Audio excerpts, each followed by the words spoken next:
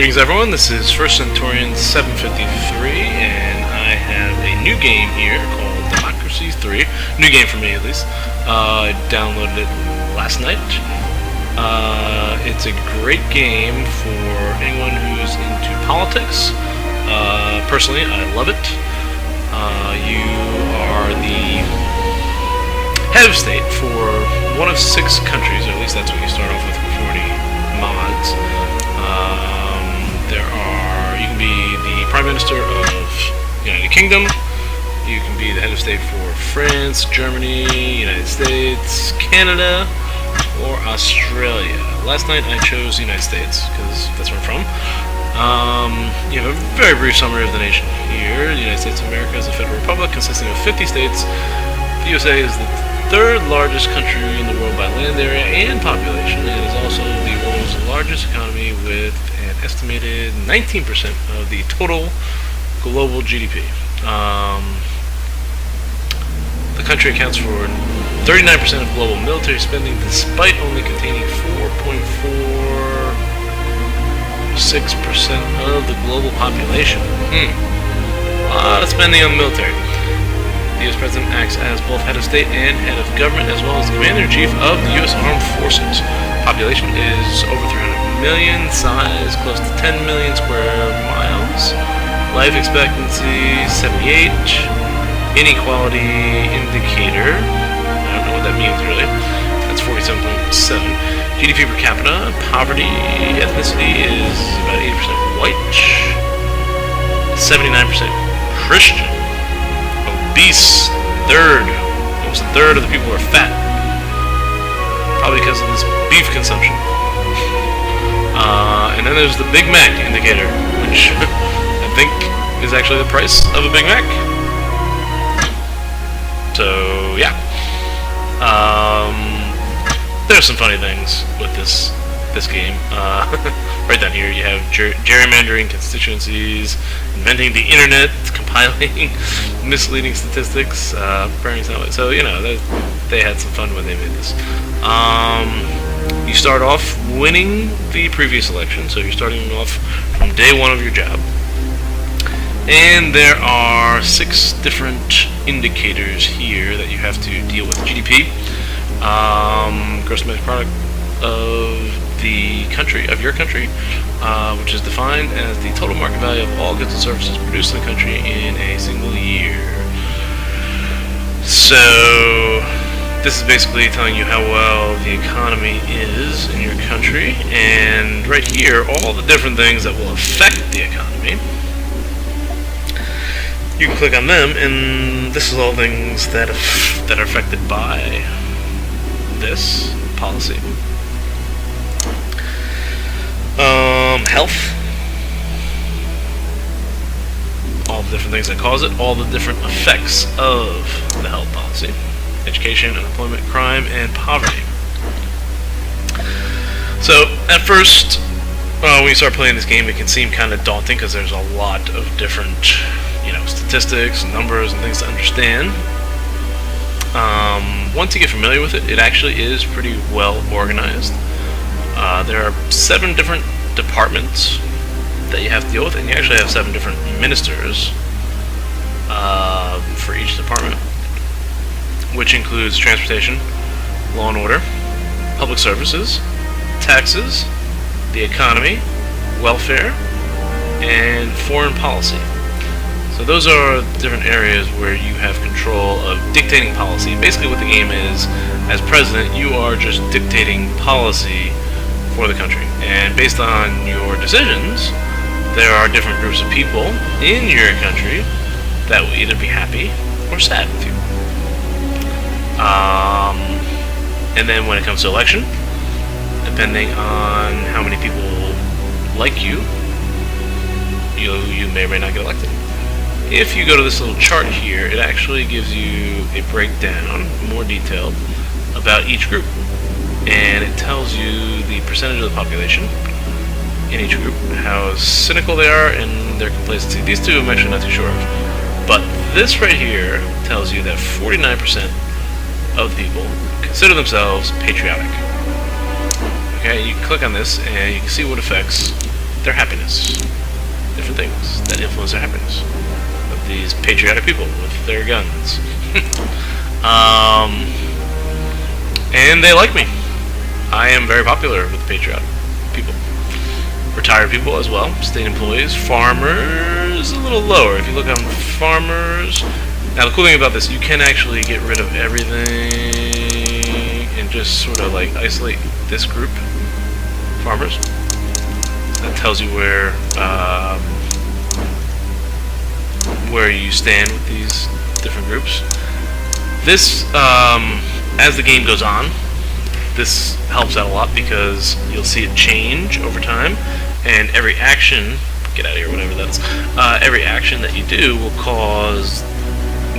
may cause somebody to go up or down. So you want to pay attention to these percentages here, because that tells you how many people consider themselves to be this group. That's everybody. But this gets complicated. I haven't used this that much, but you do these focus groups, and with the religious people within the focus group, not only are they religious, but they're also patriotic, capitalist, motorists, liberals, and all that. So, you know, one person gets affected by a lot of different issues. I don't know how they figured this out, or did they program this, but somehow it's all integrated, which is pretty cool. Here are the policies that people generally like in green. There are some that they are indifferent about, and then there are some that they do not like. So that just tells you that.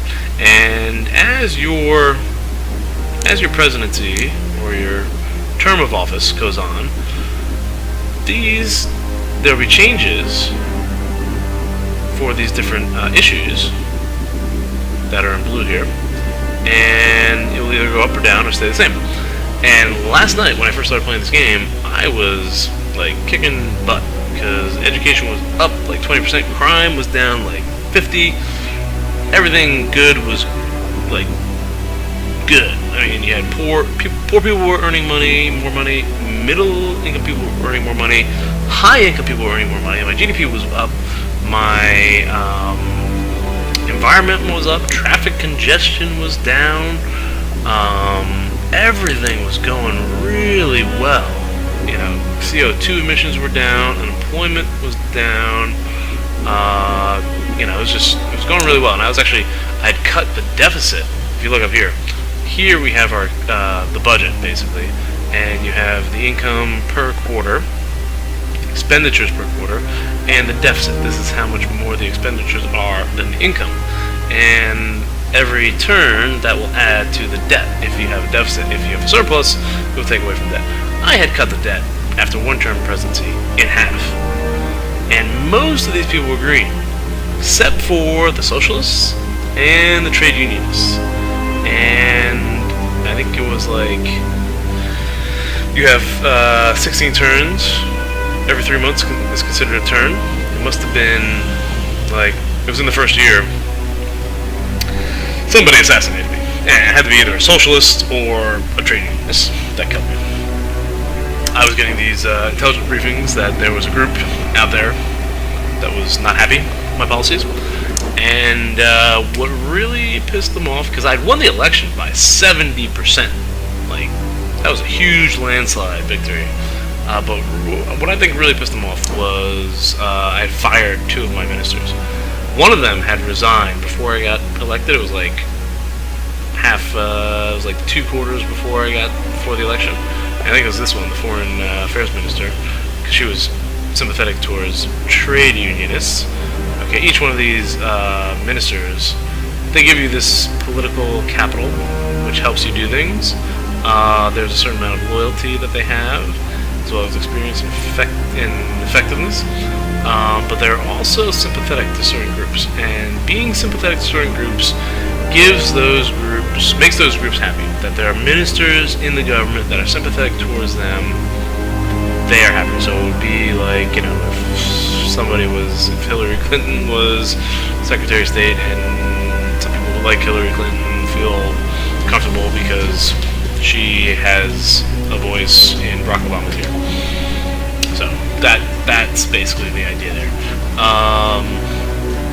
So you have different ministers, and what I did after she resigned, before she resigned, but the polls had me at like 83%, and then she resigned and dropped me down to 70. So I was like, wow, what the heck? So I figured at the beginning, once I got reelected, at the beginning, I'd kind of sort of like clear house and get rid of the people, and I got rid of this guy who was both a trade unionist and a socialist. And I must have got rid of her too. She's a socialist. And that really pissed off the socialists, I guess. And I think one of them killed me. Or assassinated me last night. Killed me. Yeah. So, so you gotta try to make everybody happy. And you do that with different policies.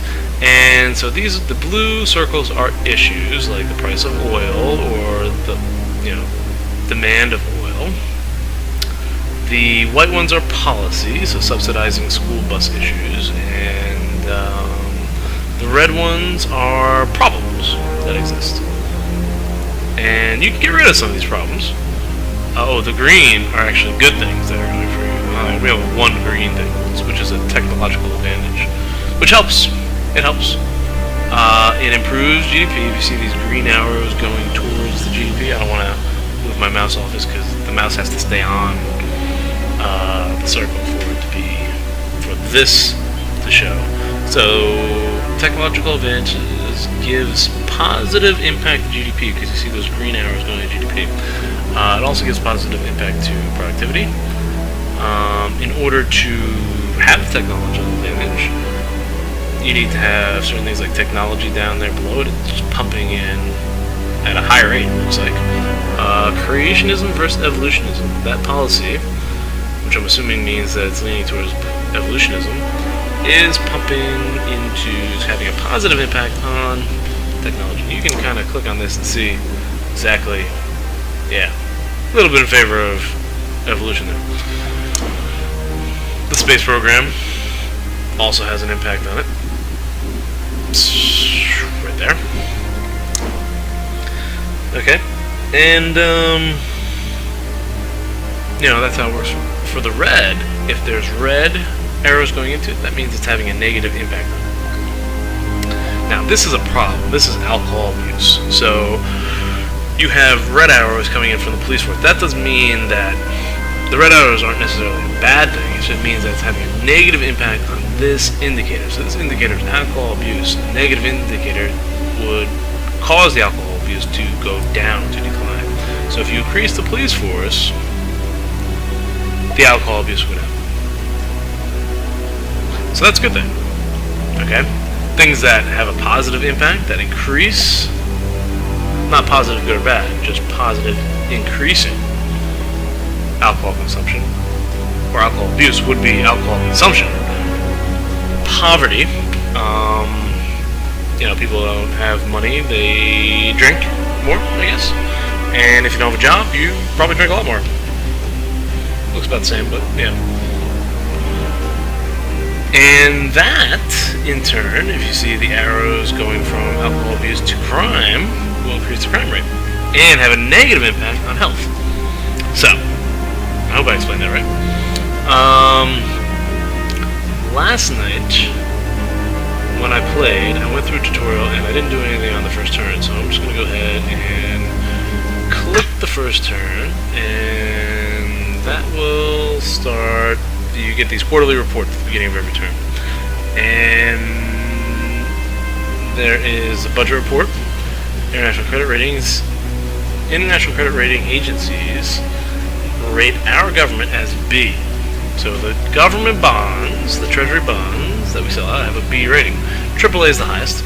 Last night I got it up to AAA with improving the budget. I cut the budget and I improved the economy, I guess. It was doing really good. But within the security briefing, there was somebody in here that didn't think so. And actually most of these memberships are down. So these are groups that could, I guess, be dangerous. Wildlife Trust, Heritage, or I guess it's some sort of threat to you. I guess one of them could assassinate you if you upset them. I don't know. I'm not sure about that. This is the intelligence briefings. They were warning me, and I got assassinated. I know that. Go back there for the quarterly report. Economic forecast, good news, the global economy is doing well. This is having a positive effect on your GDP. And here's your chart. Here's your expenditures, so you know how much you're spending on what different item. Military for the United States is the most. State pensions. All these other different things. Okay, and here's your income. This is where you're getting most of your income from. Income tax, government borrowing, sales tax. As president, you were actually in charge of like the state laws as well, which kind of, you know, it's not realistic, but still, it's kind of cool because it sort of helps you, I guess. Last night I was cutting the sales tax. I think I cut it in half, and that made a lot of people happy. Here we have charts indicating your economics. This is your government rating, your government credit rating, income, debt, all this stuff, and it sort of charts it out for you. So debt, there's the debt, and it's going up. That's a problem. Income is the same. Expenditures have gone up a little bit. Interest rates have gone up, which has probably caused the expenditures to go up, which will also cause the debt to continue to go up. So these are all things. Everything has an impact. So you have to kind of figure out what to do with all this stuff. Your polls tell you how many people like you. I have 20% there. Cabinet. This sort of reminds you to pay attention to your cabinet.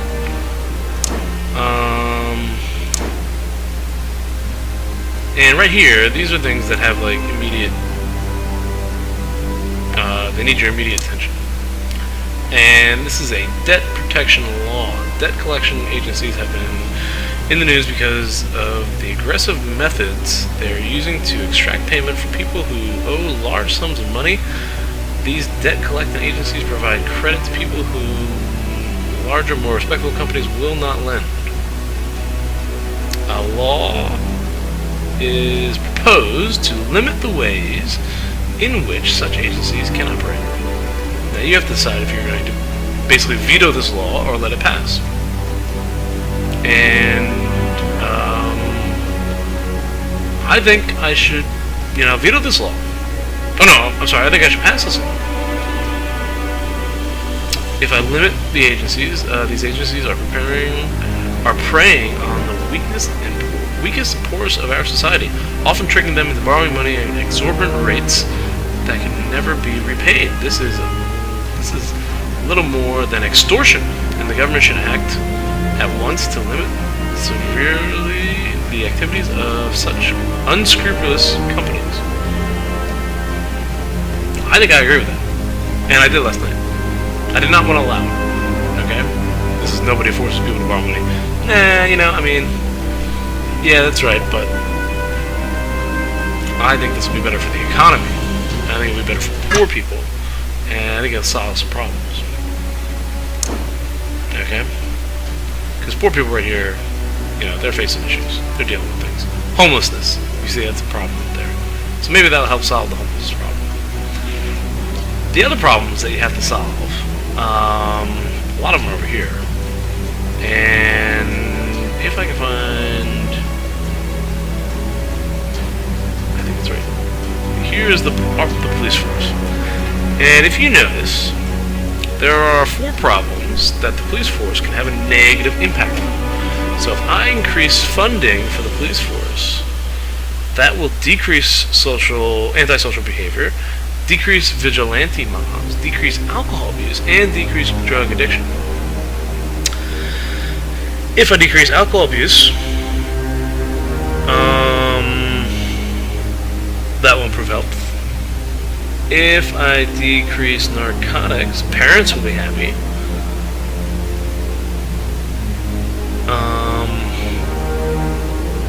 Health will improve, I think.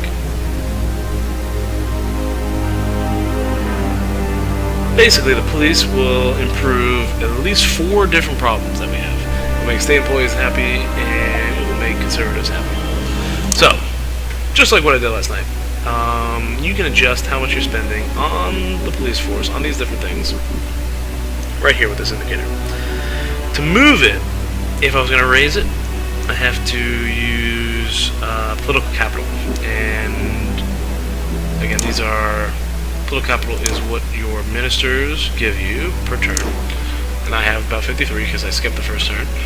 So go to the police. I'm going to increase the spending on the police force by about $10 billion.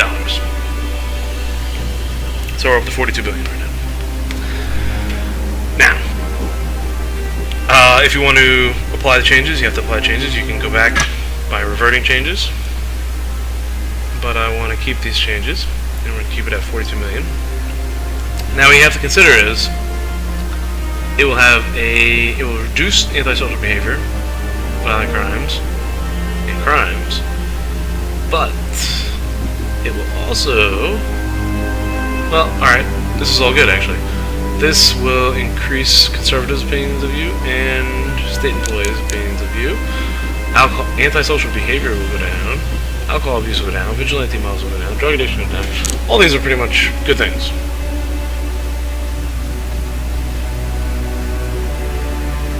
State employee income. That looks like that goes down.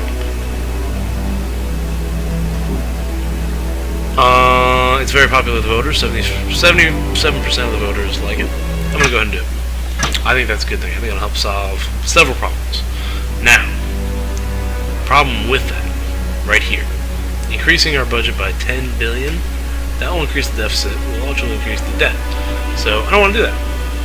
And to compensate, I have to cut spending somewhere else. And most of these are domestic issues, but there's also foreign policy. And yes, people around the world have problems, and yes, you know, we need to help people who are in need, but maybe we should take care of our issues first? I don't know. Foreign aid. If I cut foreign aid,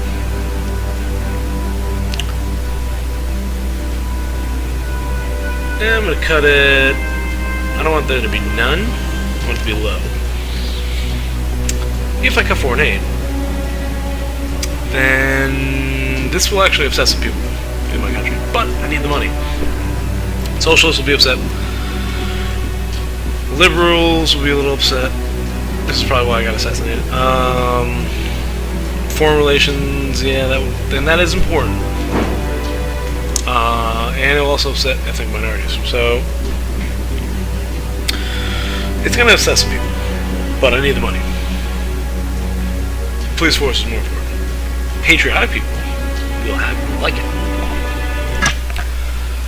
Now, going back to the balancing effect. If patriotic people like it, then that means that I can kind of take away something that patriotic people, if they like the fact that I'm taking away from foreign affairs, that means that maybe I can take something away from something that they don't want me to take away from.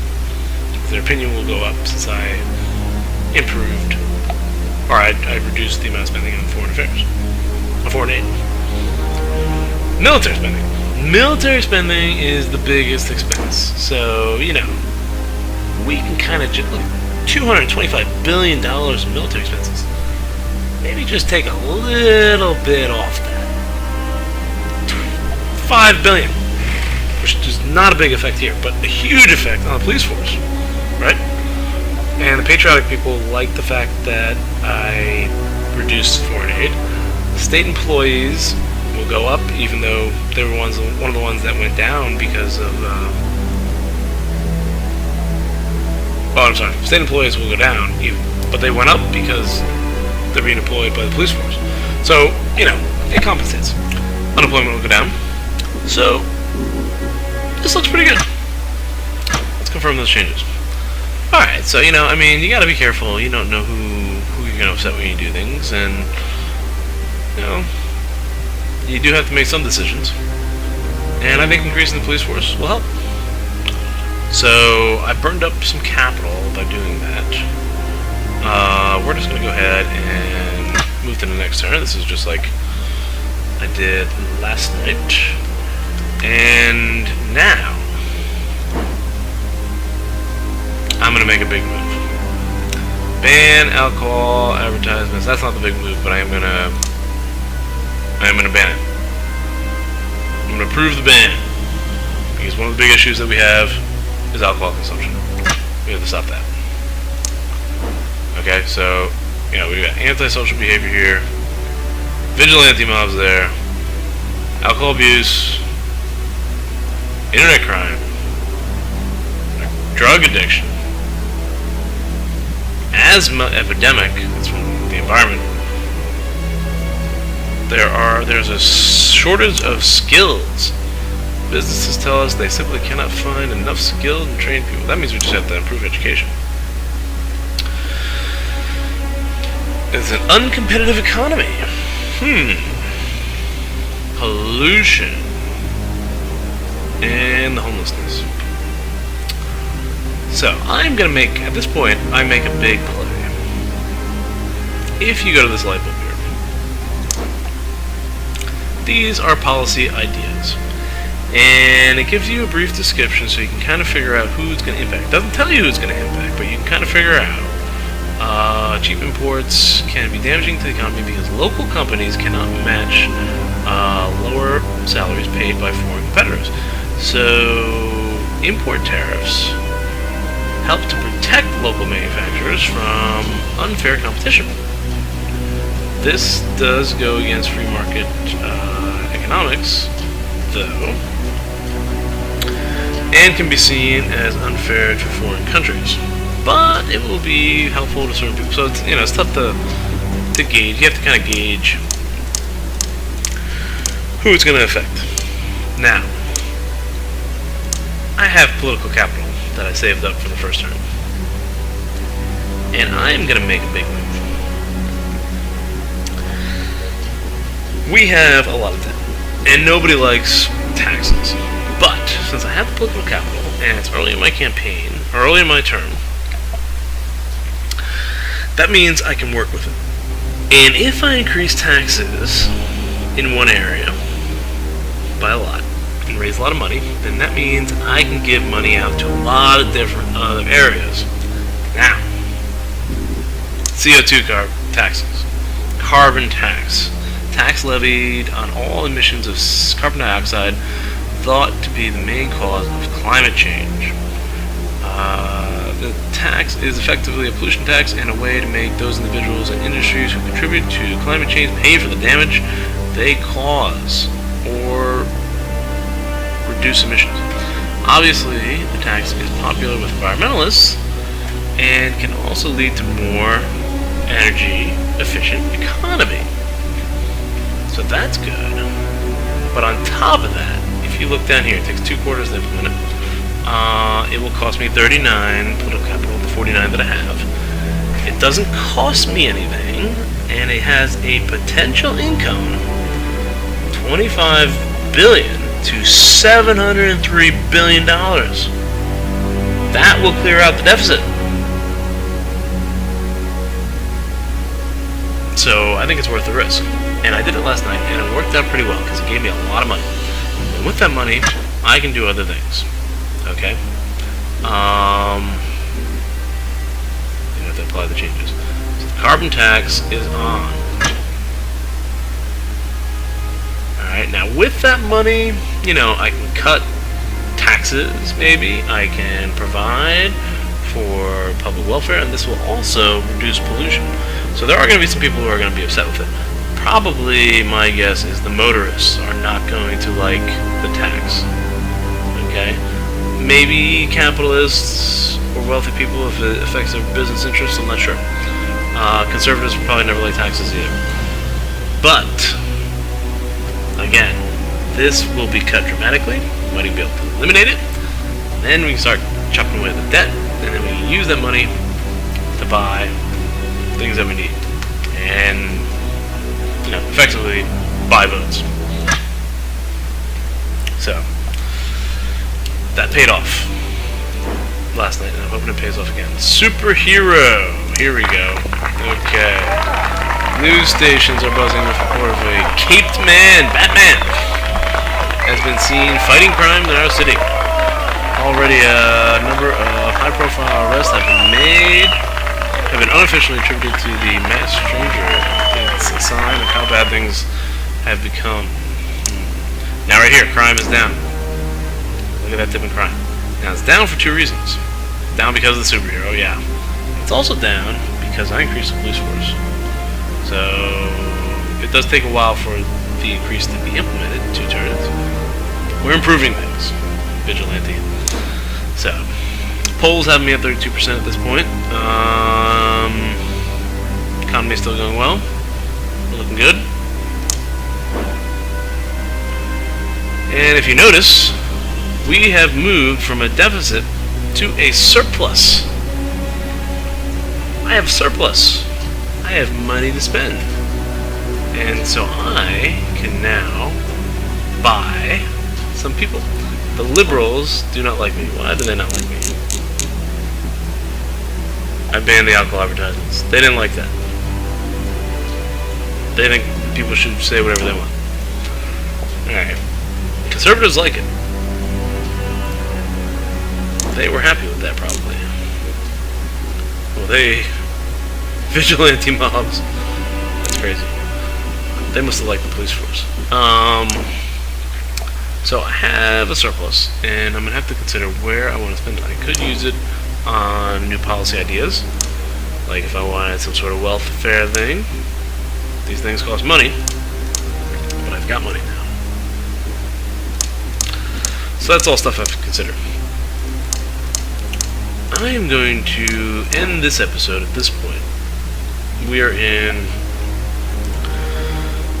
looks like the 4th turn, and we will pick this up next time. And I will decide where I want to spend this money. And hopefully, this time, I can prevent people from trying to kill me. Thank you, I hope you enjoyed. Please subscribe. Have a good night.